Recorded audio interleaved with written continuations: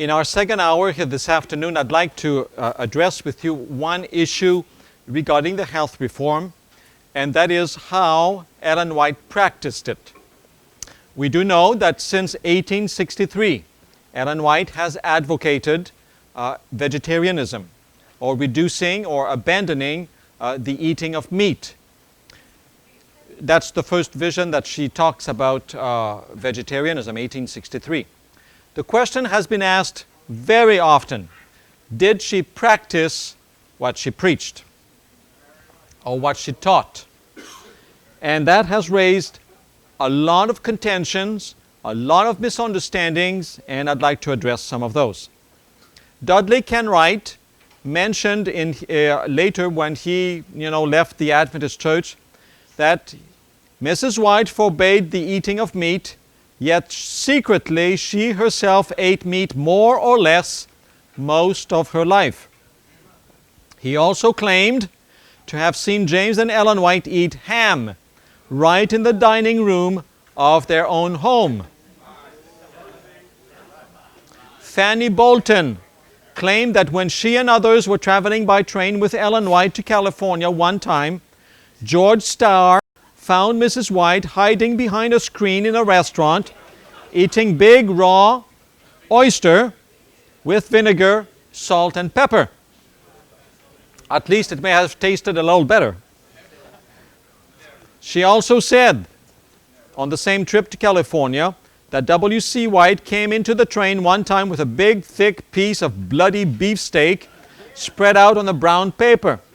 Sarah McIntyre, her attendant, cooked it in a small oil stove that they carried in the trains in those days, and everyone ate of it except herself, that's Fanny Bolton speaking, and Marion Davis. So those are basically allegations of hypocrisy. That on the one hand, Ellen White advocates vegetarianism, and on the other hand, people who know her did not practice it. So it's the allegation of hypocrisy here that I'd like to deal with this afternoon.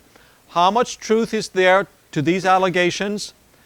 And as we discuss it together, we will find something very interesting regarding Ellen White, and that is, what did she mean by vegetarianism? That's where it is. What did she mean by vegetarianism? Kenwright was the first met James and Ellen White in 1859. It is possible that Kenwright saw pork on their table in the earliest years of their friendship. It's very possible, because it is only after 1863 that they begin to discard meat and discard unclean food. So it is possible. Ellen White, when she became this messenger of the Lord at the age of 17 in 1844, was a pork eater, Sunday keeper. All right? And that was, as far as the pork is concerned, for at least 20 years. She likely ate of it, or ate some of it, sometime. So that was not an issue for them. They did not have the light. Did Kenwright see Ellen White eat pork? Very likely. How about the eating of oysters? Well, as far as Fanny Bolton's accusation is concerned, of Ellen White eating oysters in a train ride or in a restaurant at a stop on the way to California, let's start with that first occasion. Here's what G.B. Starrs says. I can only say that I regarded that accusation as the most absurdly untruthful lot of rubbish I have ever seen or read regarding our dear Sister White. The event simply never occurred. I never saw your mother eat oysters or meat of any kind, either in a restaurant or at her own table.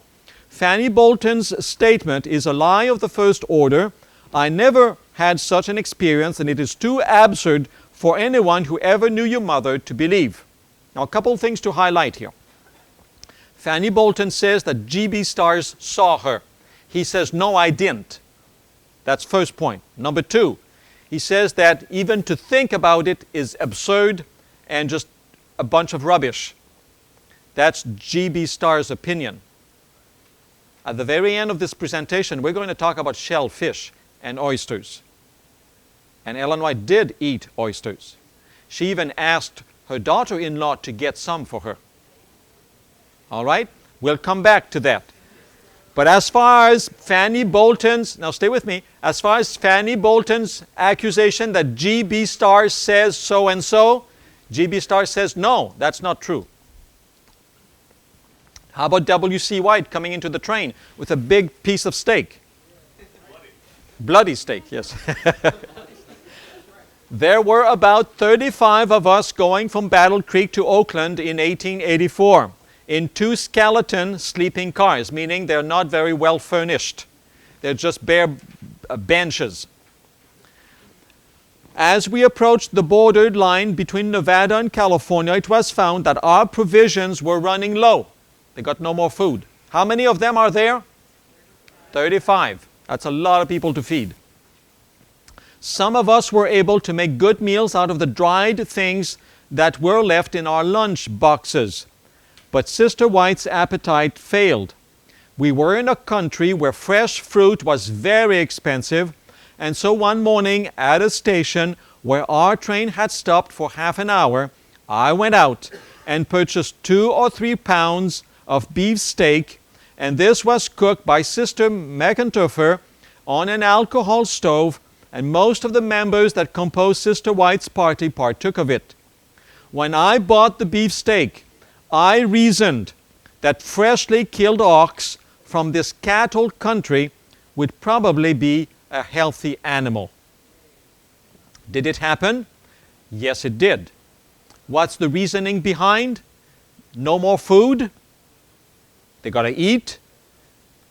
And they're traveling. They're having this emergency kind of situation here. And what is his reasoning also in particularly buying that piece of meat? He is guessing that the animal is likely healthy. And so he goes ahead and he buys it. I wonder to what extent those of us who eat meat think about that when we go to the supermarket to eat some meat, to get some. Is that a healthy animal? Anyway, he continues. This was 8 or 9 years ago, or 8 or 9 years before Sister White decided at the time of the Melbourne camp meeting in 1894 to be a teetotaler as regard the eating of flesh food. Teetotaler means a total abstainer. You will find in Sister White's writing several instances where she says flesh meats do not appear on our table, and this was true. During a number of years, when on rare occasions a little meat was used, it was considered to be an emergency. Now you're beginning to see a picture of Sister White here and of her entourage, people around her. Meat will be eaten sometimes when the situation says that something needs to be eaten and that's all they can have. So what does she mean by vegetarianism? Now just keep that question in the back of your mind as we continue here. We need to look at Ellen White's teaching and her practice. In order to understand what she teaches regarding the health reform and vegetarianism in particular, I think it's important to understand not only her teaching, but her own growth in the practice of the teaching. What she said and also what she practiced is very informative on the subject. When Ellen White received her first vision in December 44, as I've said, she was 17 years old. She was very weak, weighed about 80 pounds. This first vision did not say anything about the health reform and nothing about vegetarianism, which, as you see, we've discussed the visions in the last hour. At the time the health reform message was first given to her, she characterized herself as weak and feeble, subject to frequent fainting spells. Later she wrote, recollecting what had happened in her early life. I have thought for years that I was dependent upon a meat diet for strength. It has been very difficult for me to go from one meal to another without suffering from faintness at the stomach and dizziness of the head. I frequently fainted. I therefore decided that meat was indispensable in my case.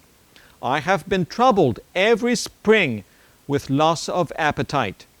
So that's, her experience here as she describes it in the 1860s. Very dependent upon meat. She was a meat addict, if such a thing exists.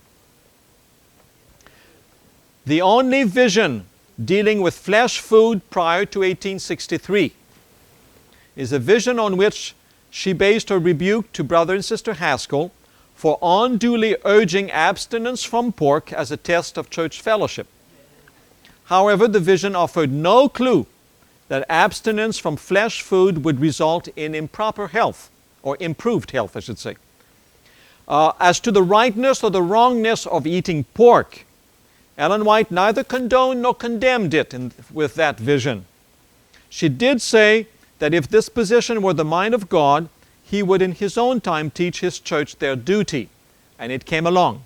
So it took some time for that decision to come as far as the church is concerned. So this growth that is happening here. The first vision is the 1863 that talks about vegetarianism.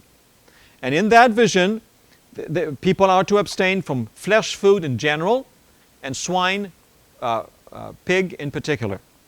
Ellen White characterized this first comprehensive health reform vision as great light from the Lord, and adding also, I did not seek this light, I did not study to obtain it, so she didn't read books to find it. It was given to me by the Lord to give to others. So that's how it came about, that this vegetarianism issue or teaching comes on the radar screen for Adventists. Later she added, the Lord presented a general plan before me in reference to that first vision. I was shown that God would give to His commandment-keeping people a reformed diet, and that as they received this, their disease and suffering would be greatly lessened. I was shown that this work would progress, so it would grow. Ellen White's personal response was prompt and positive. I accepted the light on health reform as it came to me. I at once cut meat out of my bill of fare, of my diet, in other words. Indeed, she says, I broke away from everything at once, from meat and butter, and from eating 3 meals a day. She recollects there, she remembers. And the result, my former faint and dizzy feelings have left me, as well as the problem of loss of appetite in the springtime. At the age of 82, many years later, she could declare, I have better health today, notwithstanding my age, than I had in my younger days. That's quite a testimony. For an 82-year-old woman who was dying at the age of 17 to 20, thereabout, because of being so sick, she's in better health at 82 than she was at 20. That's fabulous. That's fabulous. In 1870, however, keep that in mind here, she expressed her struggle. I suffered keen hunger. I was a great meat eater, but when faint, I placed my arms across my stomach and said, I will not taste a morsel. I will eat simple food. I will not eat at all, or I will not eat at all. And when I made these changes, I had a special battle to fight. Was it easy for her? No. She talks to her stomach. And she says, I'm going to eat nothing that is, no meat, or I'm not going to eat at all. She's talking to herself.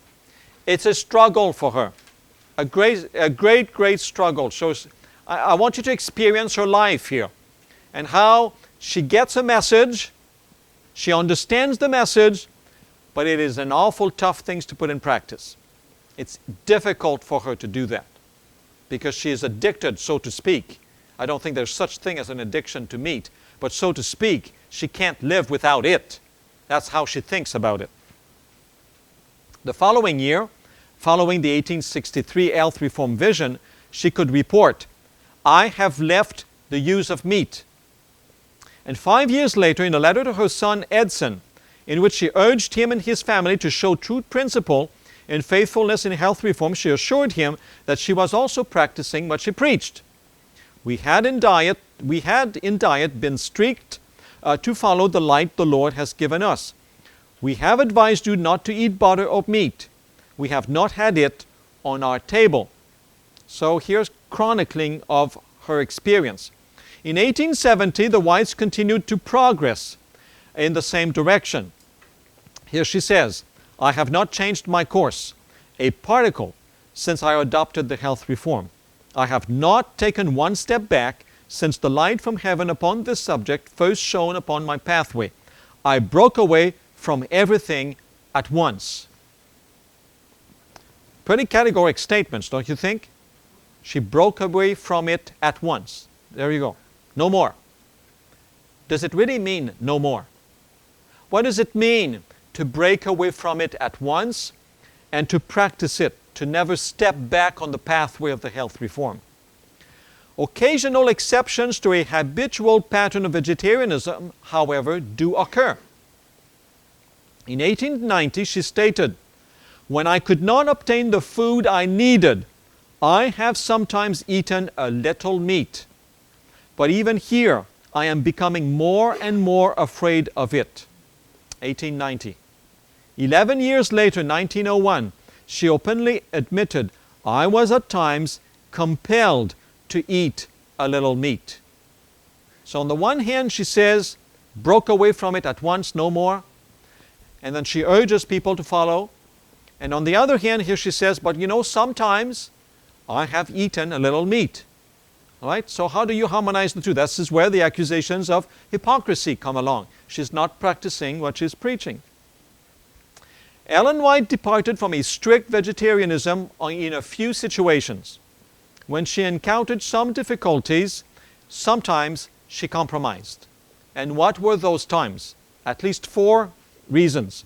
Travel, poverty of some church members, and that will be quite enlightening, likely to you here when we read a couple quotes on this. Transition to a new cook, and medical emergencies, where some food is needed and the only thing that is available seems to be meat. Case in point, the case study that you did. Ellen White suggests at that particular moment to go ahead and do that. Let's start with travel. When the Whites traveled, they were largely dependent on the hospitality of other church members. And sometimes these people were quite poor, and their diet consisting mainly of meat. Fruits and vegetables sometimes were available, but out of season they were not available. There were also times when one or both of the Whites spent time in isolated and remote geographical areas, like in vacations in Colorado, in the mountains, and where they lived off the land. They didn't have a garden. They lived off the land. What does that mean? It's fish and game. And it's hunting. They had a rifle with them. And they went hunting. And they would bring fish to the table, and sometimes a deer or something else. It was either that or go hungry or not eat. A second reason that sometimes she departed from her counsels was in the poverty of some church members. On Christmas Day 1878, the Whites are then in Texas, and they invited a destitute Adventist family to join them for Christmas breakfast. The meal included a quarter of venison, which is a deer, cooked and stuffing, and it was as tender as chicken, she says. Well, I don't know what that is, but we all enjoyed it very much. There is plenty of venison in the market. Mrs. White then wrote, I have not seen in years so much poverty as I have seen since I have come to Texas. And so for these people, there's nothing else to eat. They have found a deer, they killed it, and that has become their food. And they're very thankful for that food. Another occasion here, 1895. This one is troubling. But it is also showing us a picture of Ellen White that is beautiful. I have been passing through an experience in this country, that's Australia, that is similar to the experience I had in new fields in America, Texas. I have seen families whose circumstances would not permit them to furnish their table with healthful food. Unbelieving neighbors have sent them in portions of meat from animals recently killed.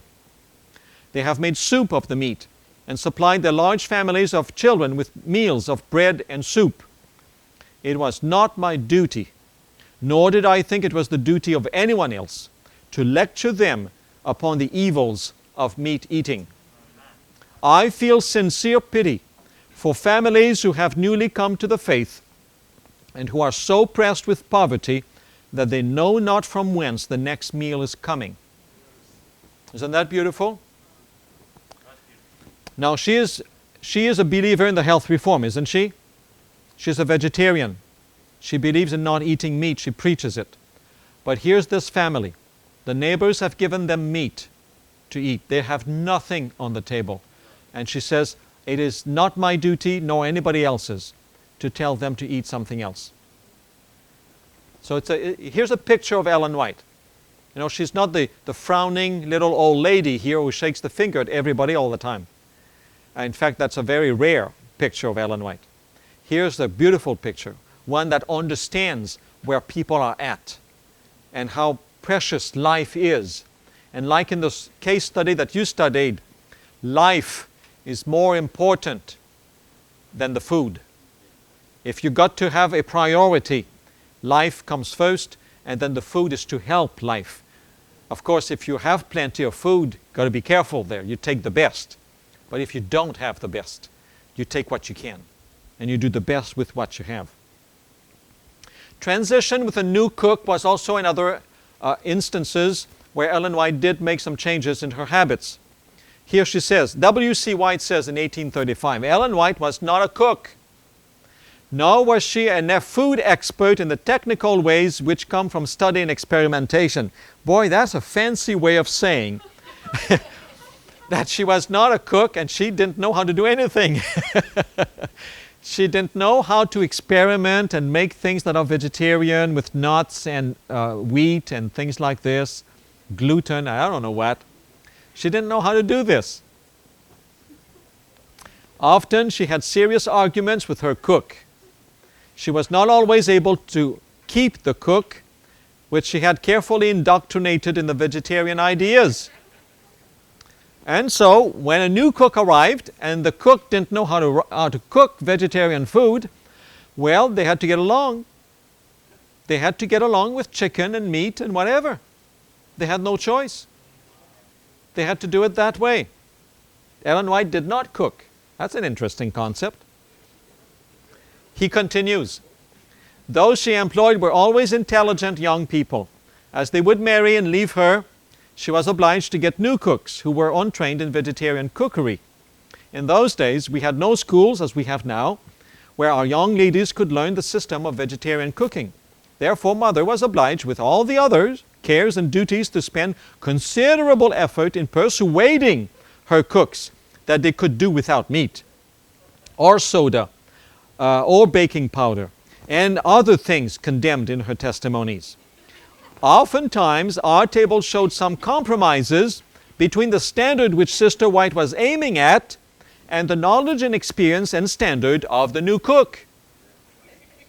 She had to live with what she had. How about therapeutic use, a fourth deviation from her principles? A meat diet is not the most wholesome of diets, and yet I would not take the position that meat should be discarded by everyone. Those who have feeble digestive organs can use some meat when they cannot eat vegetables, fruit, or porridge. So here's a counsel she gives. My thinking on that subject is that I think if you've got a weak stomach, porridge is a whole lot easier to digest than meat. But I won't argue. People need to think people need to think things through the way they can think them through. And Ellen White agrees with that. Here's another testimony of Ellen White while she's in Australia.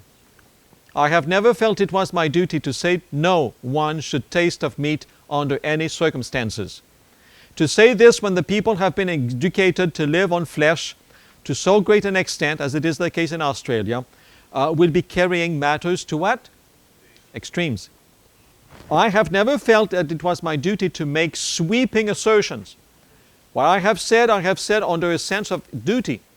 But I have been guarded in my statements because I did not want to give occasion for anyone to be a conscience for another. Yet to make no prescriptions that flesh meats shall never be used, but you are to educate the mind and let the light shine in. Let the individual conscience be awakened in regard to self-preservation and self-purity from every perverted appetite. The change should not be urged to be made abruptly, especially for those who are taxed with continuous labor, those who work hard, physically hard. Let the conscience be educated, the will energized, and the change can be made much more readily and willingly. Take your time, in other words. Do it carefully. A decided change happened in Ellen White's experience at the Brighton camp meeting near Melbourne, Australia in 1894. She changed, a major change in her life in January of 1894. She carefully thought about the subject of meat eating. Now, before that, she had been in and out, depending on her situations. But at that camp meeting, somehow the Lord spoke to her in such a way that she signed a pledge to God, saying to God that she will never eat of meat again under any circumstances. Cook, travel, disease, whatever it is. She came under a deep, deep, deep conviction that she needed now to make the next step. Up to then, she had been vegetarian, but in and out. At that camp meeting, she says, no more. That's it forever. And she wrote herself a pledge to God, dear God, and then she signed it. So, with characteristic forthrightness, and she absolutely banished meat from my table, she said. It is an understanding that from now on, whether I am at home or abroad, nothing of this kind is to be used in my family or come upon my table. I will not eat flesh myself or set it before any of my household. I gave orders that the fowls, that chicken, should be sold, and that the money which they brought in should be expended in buying fruit for the table. So she had kept chicken until then. She sold them. And with the money, she bought fruits. Brian. Pardon me? What did she eat instead? Well, fruits, nuts, vegetables, breads, and so on. I mean, she made the best of what she could with what she had.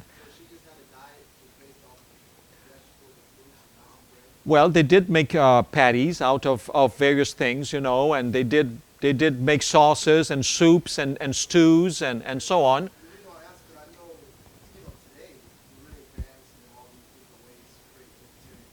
Yes, yes.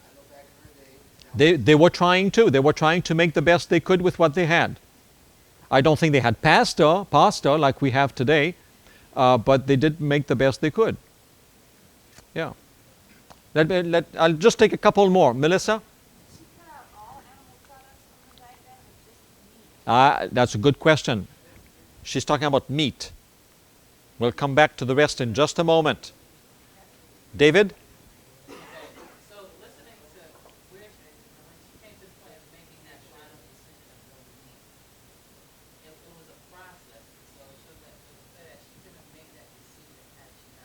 Exactly.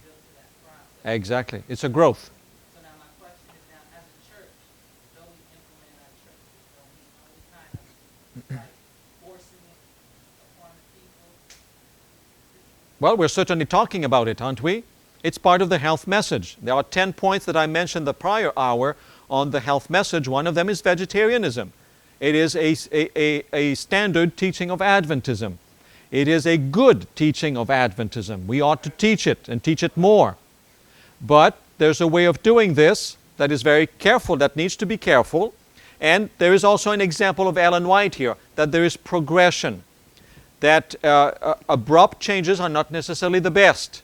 People need to know how to have a good diet. But there is a light that has been given to us, and we ought to follow it to the best of our abilities. I get the impression, though, that the best of our abilities has become laziness and not necessarily seeking to do better. I don't want to cast any stones or but that's the impression I'm getting. Let's finish with the Brighton camp meeting and read to you here an interesting statement from Ellen White regarding that Brighton camp meeting. While she attended the camp meeting, she received a letter from a non-Adventist lady, Mrs. O'Kavanagh, who inquired about the Adventists' position on alcohol and tobacco. And in reply, Ellen White gave a very interesting definition of vegetarianism that sheds a lot of light on her attitude and practice through the years. Here she says, "Your letters of January 6th and 8th have been received, and in reply I'm happy to assure you that as a denomination we are in the fullest sense total abstainers from the use of spirituous liquors, wine, beer, cider, and also from tobacco and all other narcotics, and are earnest workers in the cause of temperance." Next sentence. "All are vegetarians, many abstaining wholly from the use of flesh foods, while others use it in the most moderate degree."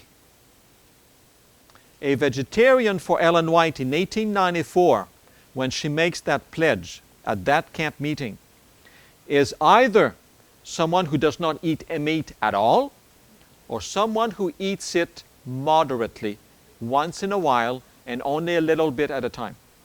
That's a vegetarian too. That's a very interesting definition, because for us today, a vegetarian is somebody who never eats meat at all. Never, never, never, never. That's a vegetarian. In her understanding, a vegetarian can be someone who may eat it once a week, once a month, a few times a year. To her, that's a vegetarian. That's a very interesting definition. It's not the definition we have today. We've become abstainer completely here. I want to highlight that, because that helps us understand that when she says she never departed from the principle for her is to abstain of meat if she can, and if she cannot because of circumstances, she can still be a vegetarian and not depart from that principle, because she will do her best in the situations, circumstances in which she finds herself. So I think this is very enlightening here, what we read here regarding Ellen White. How about fish?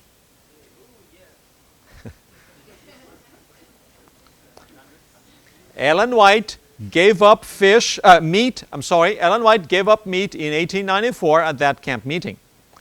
She did not, at the same time, give up the eating of fish, although the evidence seems fairly clear that she discontinued even the use of fish before the end of the 1890s, but not necessarily in 1894.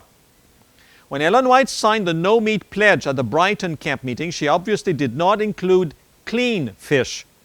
For the next year, in a letter to Brother Tate, she remarked that we seldom have any fish upon the table.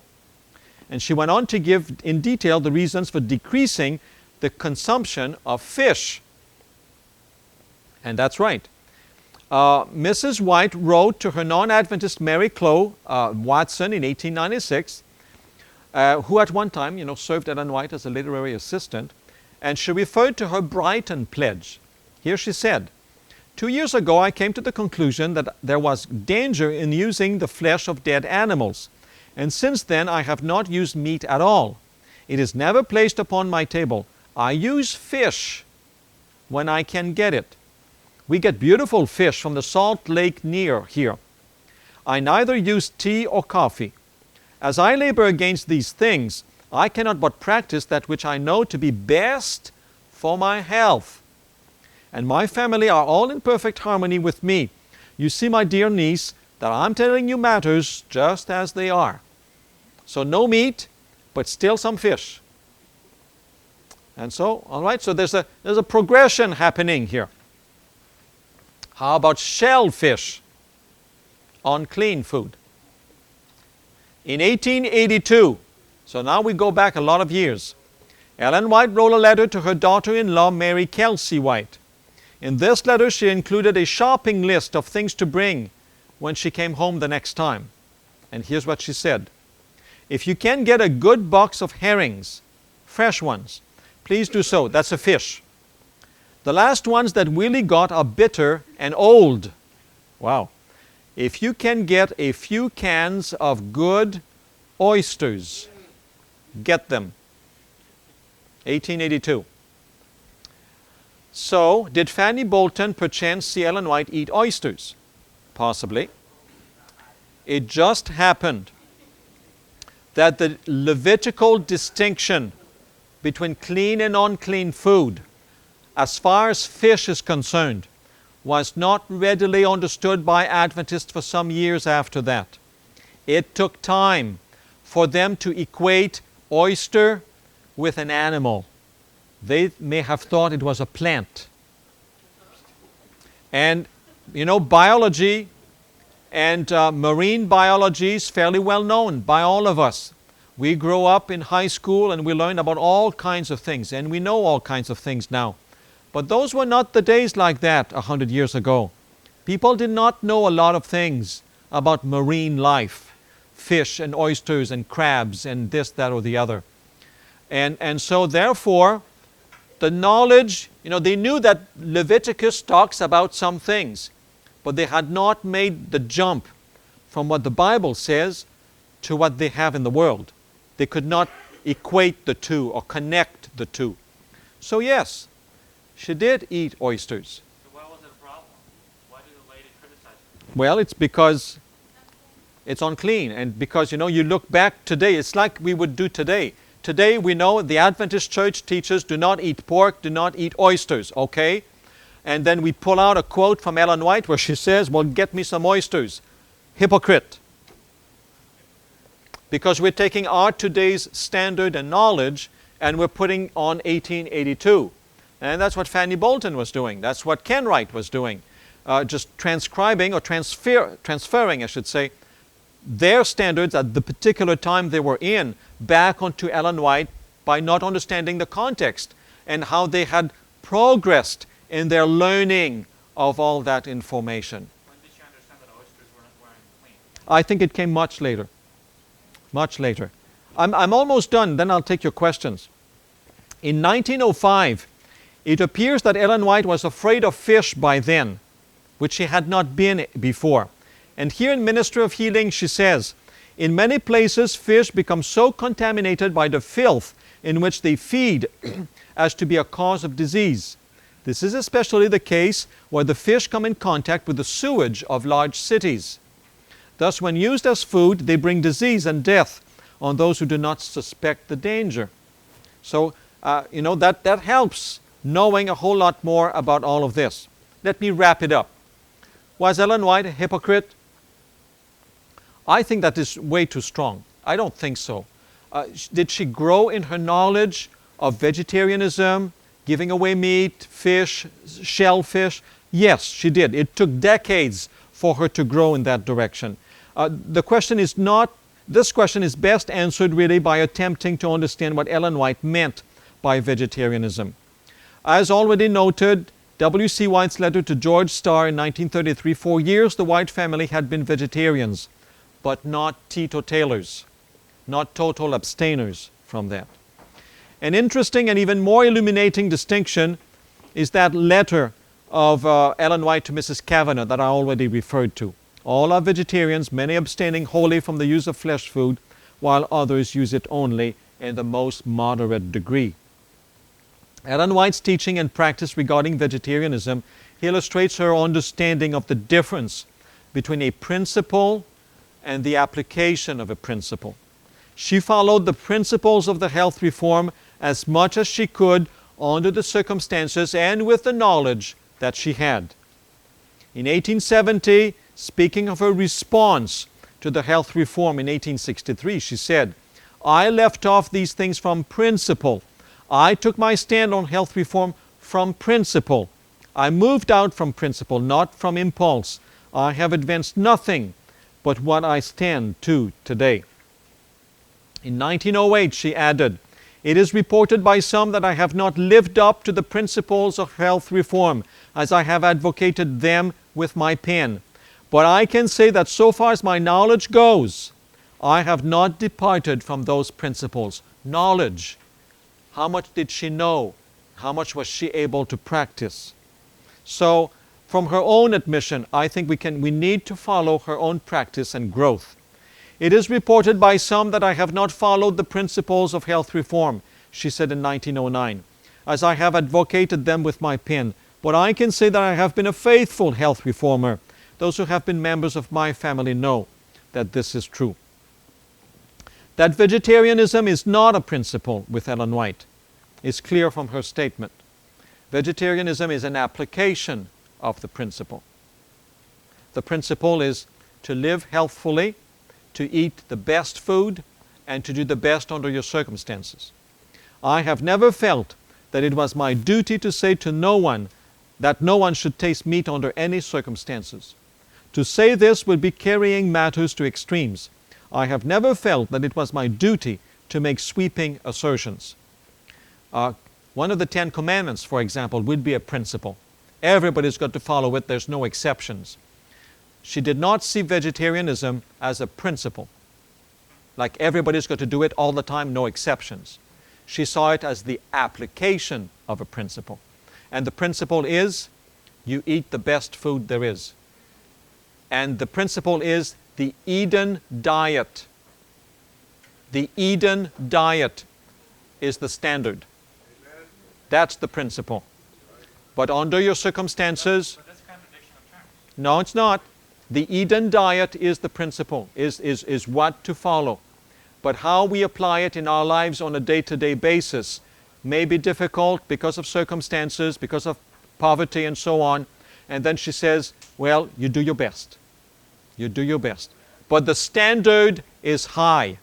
The standard is high all the way back to the Garden of Eden. Let me wrap it all up, I think, with this last one.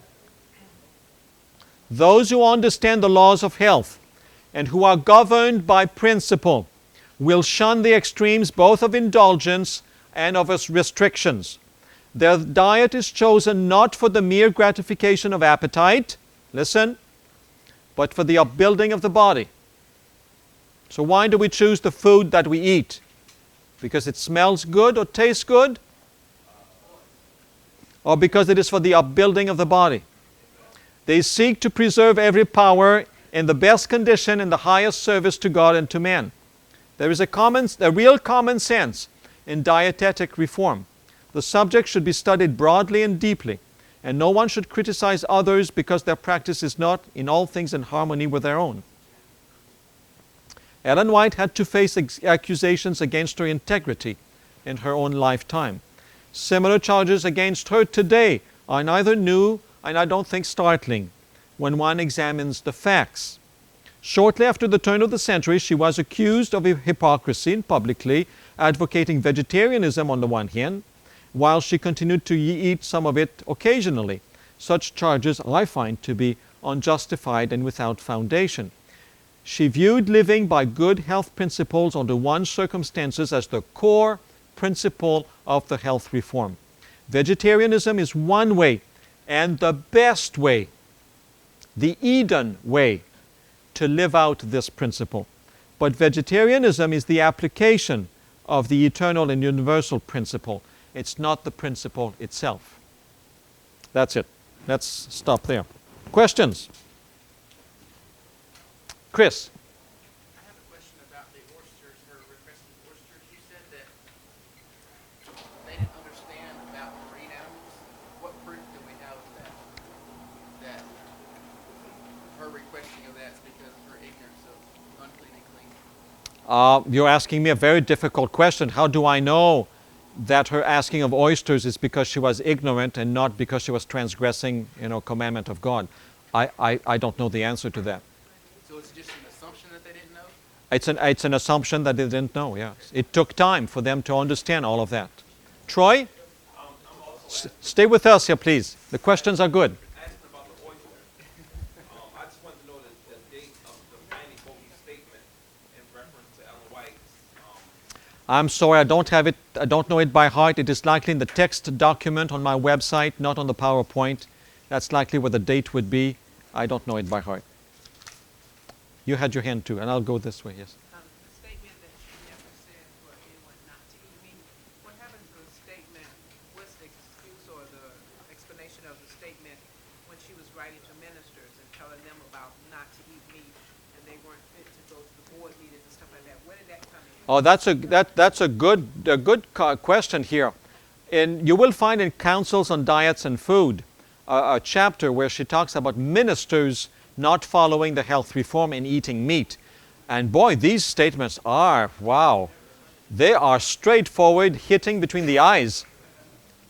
Ellen White believed to the core of herself that we as pastors are to set the examples to the members. And that if we are not setting the examples, then we should not be setting any example at all. And so she wanted to set an example. She invited the ministers to do the same thing too. And so she would plead with ministers, follow the health reform and be vegetarian, do your best, and on and on. Yes, she claimed that. And you know it's not a bad thing, is it? It's she doubts their salvation because they're not putting in practice the light that they have. So I think that applies. Good friends here. The light that we receive, we need to put it in practice. That's God wants us to do that. Wants us to put it in practice.